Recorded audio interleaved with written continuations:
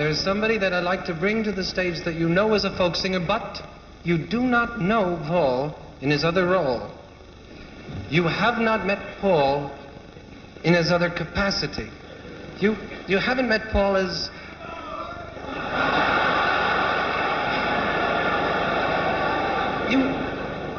You haven't met Paul as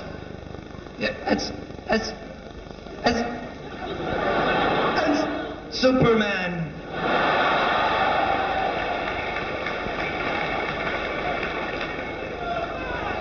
No, in truth, Paul is a comedian with a unique point of view and commentary. And in this capacity, ladies and gentlemen, join with me, please, in bringing to the stage my good friend, my compatriot, Paul Stuckey.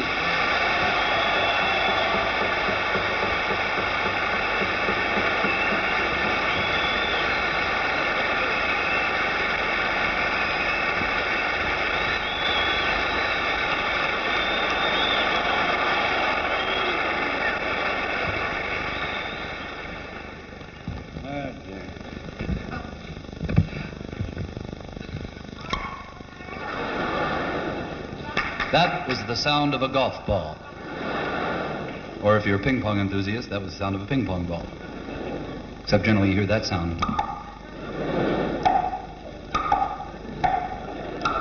That was the sound of a match between a golfer and a ping pong enthusiast.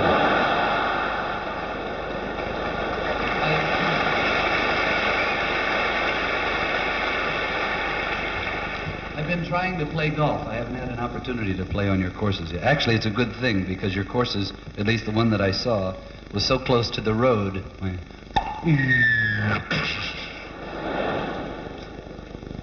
Actually, I think you'd be very proud of me. I haven't played that much, but 4, 5.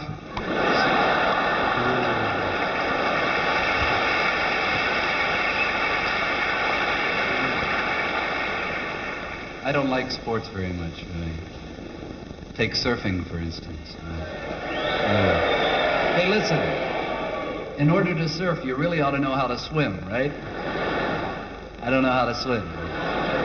You know what swimming is to me? Swimming is staying alive when I'm in the water. Barely. I'll do anything. I'll eat CO2 cartridges. Right? I didn't come out here to talk about sports anyway. I came to talk. Peter talks about status, about in-groups and out-groups. Well, there's something in the States that has a great deal of status and shouldn't. It's the automobile. I don't think it means the same out here, thank heavens. In the States, if you don't have an automobile by the time you're 14 or 15 years old, you're dead. You are. You cannot call up a girl when you're that old and say, hey, listen, how's about I pedal right over and pick you up? You don't go for that anymore. So you got to get the car. Now, in order to get the car, you got to be very buoyant. You got to come down the stairs. Mom, Dad, think I'll take the car out for a drive. Beautiful Sunday afternoon. Think I'll just whip right out there. And then they level you with that giant killer, right? Have you done your homework? If you're very fast, you'll say, Mom, Dad, have I done my homework? And out the door. You never lie to them. You pick up 3 other great pretenders. That's at 3 o'clock in the afternoon. The time is now 10 o'clock in the evening. Right? The same 4 guys are in the same car driving. Well, what do you want to do? I don't know. What do you want to do? Hey, we've been driving for 7 hours. Hey, I got an idea. Yeah, what's that? Let's go to a drive-in restaurant and look at the girls. All right. Well, here we are, but they're all from our high school. No, there's one over there. There's space right next to it. Let's pull up next to him.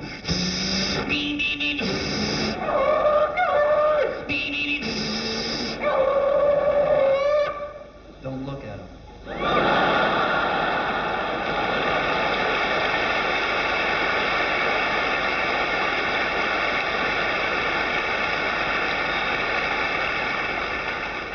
Now, I don't know about the drive-ins that you have here, but in the States, they used to have little girls who would come out in short skirts, right, to take your food order.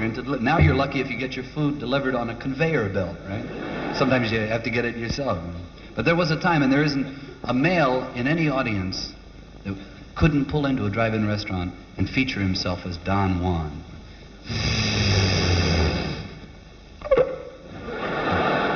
And that little girl would come running out in the short skirt.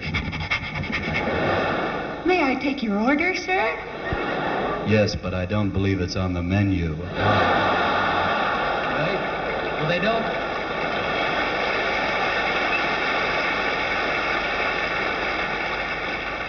They don't let you flirt anymore now.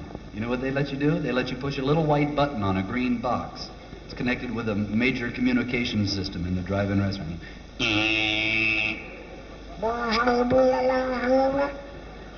What? You mean you want us to order? Okie dokie.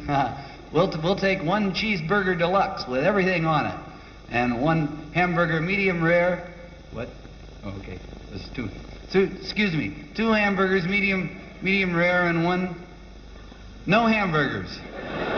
1 hot dog and 3 chili burgers, and 2 shakes, chocolate milkshakes, really thick. Okay, for spoons, and 2 strawberry shakes, sort of thin, because we got a fella out here with chapped lips, you know, and he wants to be able.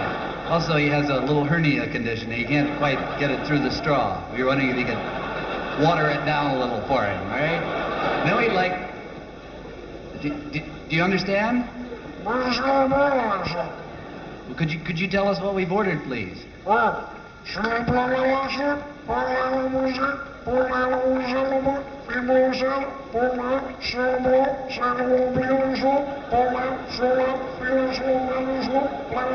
4 pints of beer. We'll take it.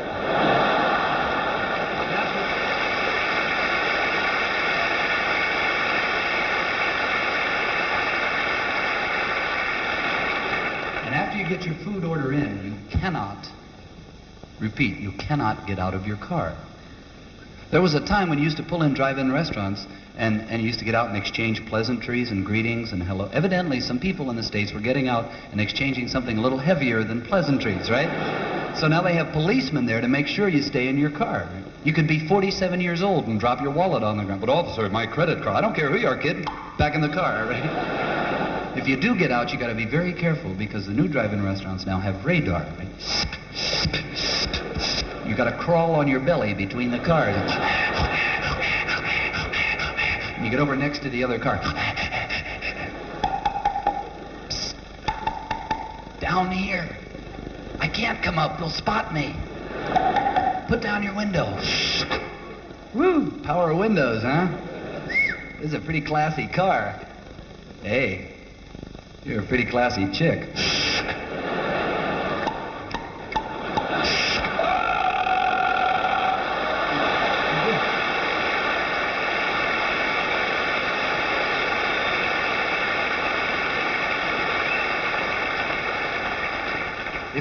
If you can get out of one of those restaurants without being maimed, there's a sporting event taking place at the traffic light. I'm not sure it's what you're thinking, is it? They're called drag races when they're done legally, but I think they're called something obscene when they're done illegally. There are generally 2 characters involved. One is Mr. Businessman, who drives a 4-door family sedan with black wall tires, automatic transmission, and seated next to him in a 1941 Ford, brown, primer-coated. Its rear end is 2 inches off the ground. It's got tomato cans for mufflers. With his back to the driver's window, his left arm draped over the steering wheel, the right hand gripped onto the gear shift lever, sits the kid.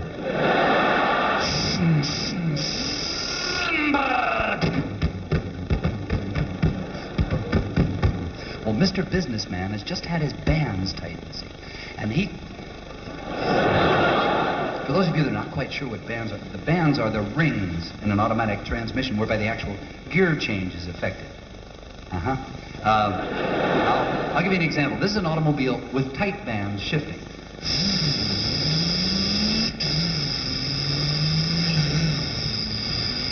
This is an automobile with loose bands shifting.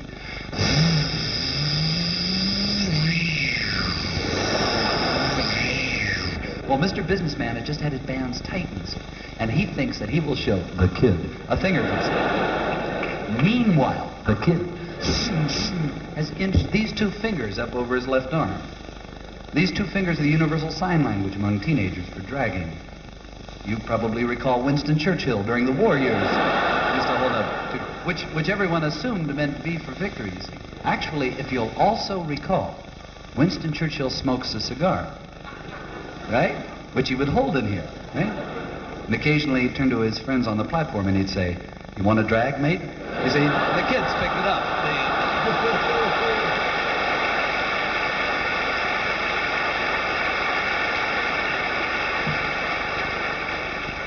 The light changes to amber, and Mr. Businessman decides to get very daring. He pulls the automatic transmission down into low. He puts one foot on the brake, puts the other foot on the accelerator, and still holding the foot on the brake in order to get that extra fast start, he pushes down on the accelerator 5 inches.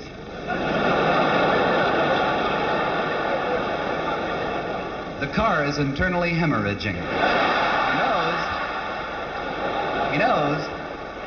He knows he's going to have another band job. He is not going to let the kid show him up. The light changes to green and Mr. Businessman is off.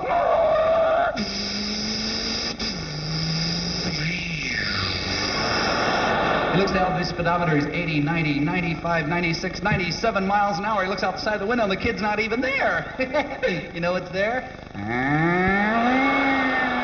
He looks in the rearview mirror and the kid's still back at the corner. He never races anybody, just sits there and scares the hell out of him.